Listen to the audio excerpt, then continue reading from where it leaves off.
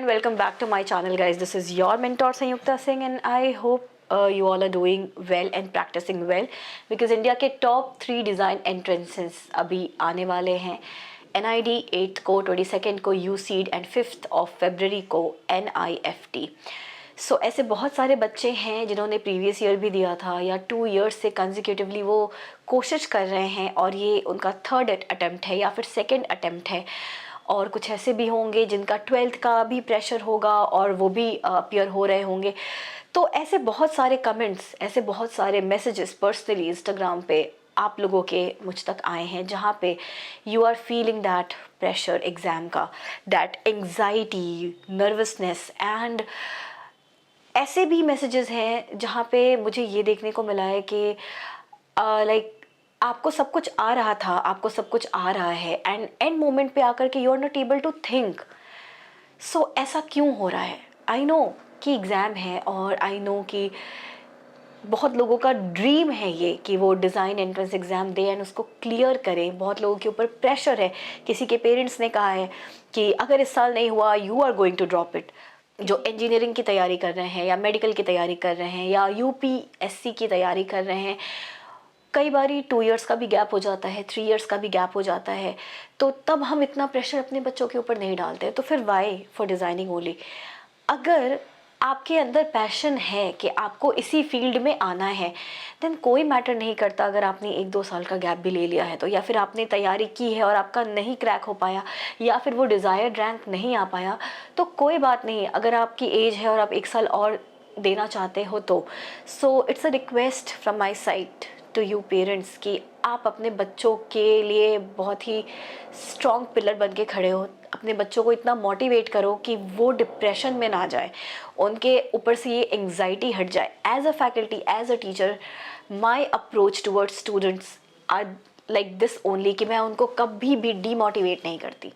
And मैं यही कहती हूँ कि यहाँ पे आकर के आपका लाइक जो आप इतनी तैयारी कर रहे हो या फिर अगर 1% ऐसा भी होता है कि अच्छा रैंक नहीं आता है तो the world is not going to end here. आप नेक्स्ट ईयर अगेन तैयारी कर सकते हो. तो अपने बच्चों को मोटिवेट करिए एंड अगर आप उनको मोटिवेट करोगे तो ये एग्ज़ाम एंग्जाइटी हट जाएगी उनके ऊपर से. सबसे पहले ये एग्ज़ाम एंग्जाइटी के बारे में बात करते हैं. ये क्या है? डेट नज़दीक आती है तो आपका प्रेशर बढ़ने लगता है, दिल की धड़कनें बढ़ने लगती है, आप टाइम के अकॉर्डिंग अपने क्वेश्चंस को कंप्लीट नहीं कर पाते, टाइम मैनेजमेंट नहीं हो पाती आपसे. क्यों नहीं हो पाती? क्योंकि आप डर जाते हो. आप अपने फ्रेंड्स का काम देख करके भी डर जाते हो. आप अपने ऊपर शक करने लगते हो कि ओके मैं इतना अच्छा कर पाऊँगी कि नहीं कर पाऊँगी. तो सबसे पहले तो आपको इस चीज़ को हटाना है. तो फर्स्ट टिप जो कि आपको ध्यान रखना है इज़ दैट कि आपको खुश रहना है. अगर आप खुश रह पाते हो ना, खुशी can be related to different things like personal level पे भी. आपके घर में लड़ाइयाँ झगड़े ना हो, आपके पेरेंट्स आर लिविंग हैप्पीली, अगर वो खुश हैं तो आप ऑटोमेटिकली खुश रहोगे. अगर आपके friends they are happy and बहुत ज़्यादा अगर आपको बॉदर नहीं करता है then also you are going to be happy.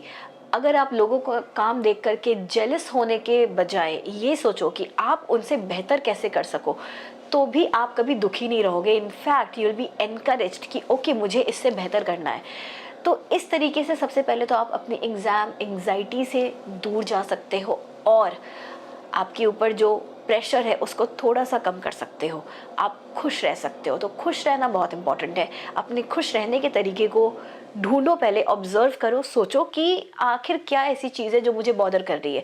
अगर आपने वो चीज़ समझ लिया तो फिर आप खुश रहोगे तो ऑटोमेटिकली वो आपके काम में दिखेगा. Second most important tip guys is your time management. हम कोई भी आर्ट वर्क अगर 4 घंटे में बना लेते हैं तो इसमें कोई माइंड ब्लोइंग बात तो होगी नहीं कि आपको इसके लिए क्लैपिंग्स एंड ऑनर मिलना चाहिए, क्योंकि ये तो कोई भी कर लेगा ना. 3 घंटे का पेपर आता है आपका NIFT का. NID के 3 आवर्स के पेपर में आपका गैट भी होता है और USEED में तो आपको आधे घंटे मिलते हैं. तो आपको जिस भी एग्ज़ाम के लिए आप प्रिपेयर हो रहे हो उसके अकॉर्डिंग आपको क्वेश्चन सॉल्व करने की प्रैक्टिस होनी चाहिए.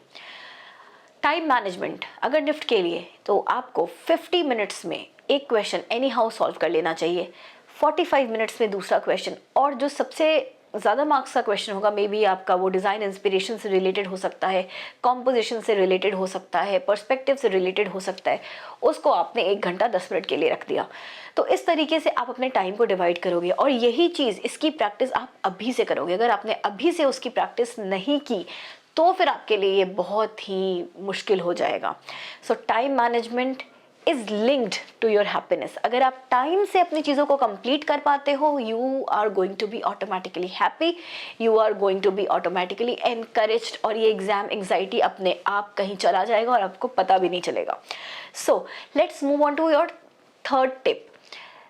तीसरा टिप तो बच्चों कुछ ऐसा है कि आपके इस प्रिपरेशन की जर्नी में कोई तो आपका मेंटोर होगा। हो सकता है कोई आपके सीनियर हो सकते हैं, कोई आपका फ्रेंड हो सकता है, कोई आपके टीचर हो सकती है, कोई आपके पेरेंट्स हो सकते हैं, आपकी मदर हो सकती है, ब्रदर सिस्टर, कोई भी हो सकता है।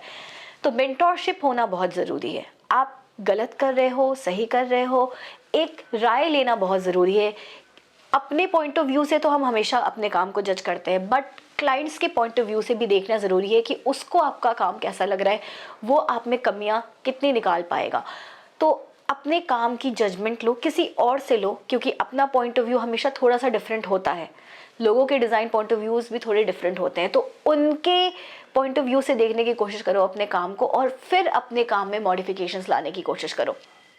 इस टाइम पे आपके जो मेंटोर्स होंगे, हो सकता है आप किसी कोचिंग इंस्टीट्यूट में जा रहे हो सकता है आप किसी चैनल को फॉलो कर रहे हो सकता है आप मुझे सुन रहे हो। तो ऐसे बहुत सारे बच्चे हैं जो मुझे टेक्स्ट करते हैं या इंस्टाग्राम पे टेक्स्ट आते हैं, या फिर मेरे खुद के इंस्टीट्यूट के बच्चे। तो मैं यही कहती हूँ, जितना काम मैं आपको दे रही हूँ या फिर जो भी क्वेश्चंस मैं आपको बोल रही हूँ कि आपको इसको 1.5 घंटे में करना है या फिर आपको इन एरियाज़ पे काम करना है, बिकॉज मैं अपने इंस्टीट्यूट में यहाँ पे बच्चों को इंडिविजुअली जो जिस एरिया में कम है उसकी प्रैक्टिस ज़्यादा करवाती हूँ। तो आपको आपका एरिया ज़रूर पता होगा कि आप किस में लैक कर रहे हो, एंड उस एरिया में आप और प्रैक्टिस करो, क्योंकि ये जो मोमेंट है ये आपके स्ट्रॉन्ग को स्ट्रॉन्गेस्ट बनाने का टाइम है, और जो इम्पॉर्टेंट क्वेश्चंस आ सकते हैं उसको बहुत प्रैक्टिस करने का टाइम है।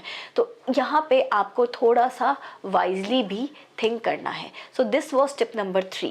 Now let's go back to tip number 4।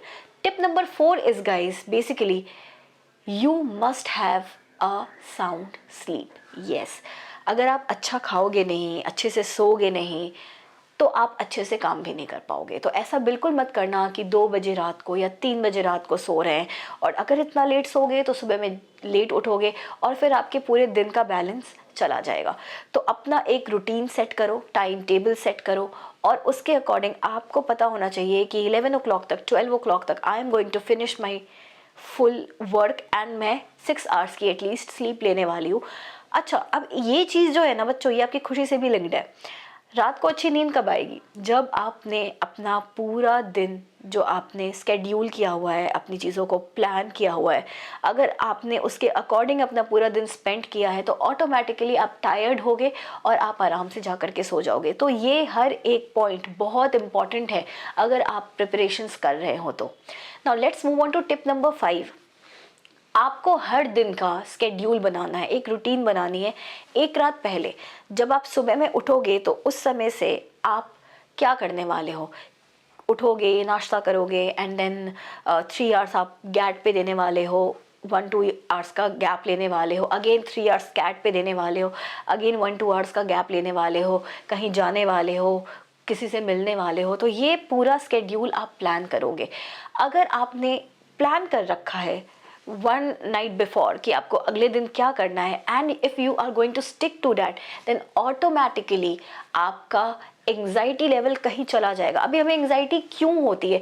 क्योंकि हम प्लान नहीं करते हैं अपनी चीज़ों को, हम रैंडमली कुछ भी कर रहे होते हैं। लाइक जब मन किया हमने कैट के 4 क्वेश्चन सॉल्व कर लिए, जब मन किया हम सो गए, या फिर हमने फ़ोन पे अपने फ्रेंड से बातें कर ली और घंटों तक बातें चल रही हैं। आपने इंस्टाग्राम ओपन किया, आपकी घंटों तक चैटिंग्स चल रही हैं। तो ये क्या होती है? ये आपको डिस्ट्रैक्ट करती हैं जो आप करना चाहते हो उससे, और ये वो टाइम है जहाँ पे आपको डिस्ट्रैक्ट नहीं होना है।